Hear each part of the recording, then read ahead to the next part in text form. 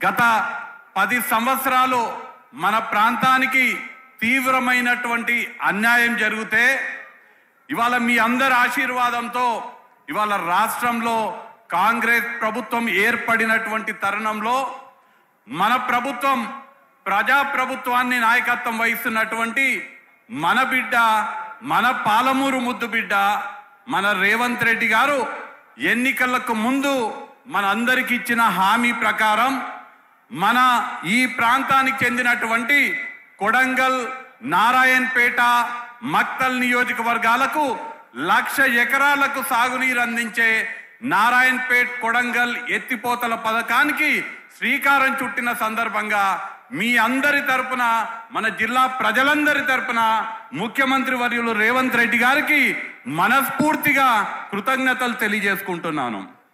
అలానే ఈ ప్రాజెక్ట్ సంబంధించినటువంటి ఫైలు త్వరితగతిన వేగవంతంగా కదిలించినటువంటి గౌరవ ఇరిగేషన్ శాఖ మంత్రివర్యులు ఉత్తమ్ కుమార్ రెడ్డి గారికి కూడా ఈ సందర్భంగా కృతజ్ఞతలు తెలియజేసుకుంటూ, ఇవాళ కొడంగల్ నియోజకవర్గం దేశంలోనే ఒక ఆదర్శ నియోజకవర్గంగా తీర్చిదిద్దేటువంటి పరిస్థితి మనం చూస్తున్నాము. ఇప్పుడే కొడంగల్లో ఈ యొక్క నారాయణపేట్ కొడంగల్ ఎత్తిపోతల పథకమే కాకుండా దాదాపు 4,000 కోట్లతోటి అనేక అభివృద్ధి పనులకు ఇవాళ శంకుస్థాపన వేసుకోవడం జరిగింది. ఇందాక ముఖ్యమంత్రి గారు చెప్తుండే ఇందాక సమావేశంలో, గతంలో కొడంగల్లో ఉన్నటువంటి పిల్లలందరూ, విద్యార్థులందరూ చదువుకోనికే వేరే ప్రాంతాలకు పోయేటోళ్ళు, మన దగ్గర చదువుకోవడానికి బడి కూడా ఉండేది కాదు. కానీ ఇవాళ మీ బిడ్డ ముఖ్యమంత్రి అయినాడు.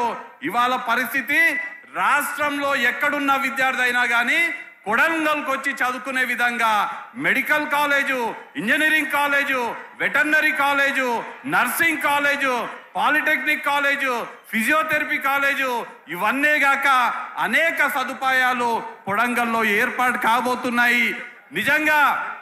నిజంగా కొడంగల్ ప్రాంతానికి ప్రాతినిధ్యం వహిస్తున్నటువంటి శాసనసభ్యులు, ముఖ్యమంత్రి అయినటువంటి రేవంత్ రెడ్డి గారిని చూసి ముఖ్యమంత్రి అయిన 100 రోజులు కాకముందే వారి ప్రాంతానికి, వారి నియోజకవర్గానికి ఇన్ని అభివృద్ధి పనులు శంకుస్థాపన చేసిన సందర్భంగా వారిని చూసి గర్వపడుతూ, ఇది కేవలం ఆరంభం మాత్రమే, ఇది కేవలం ఆరంభం మాత్రమే.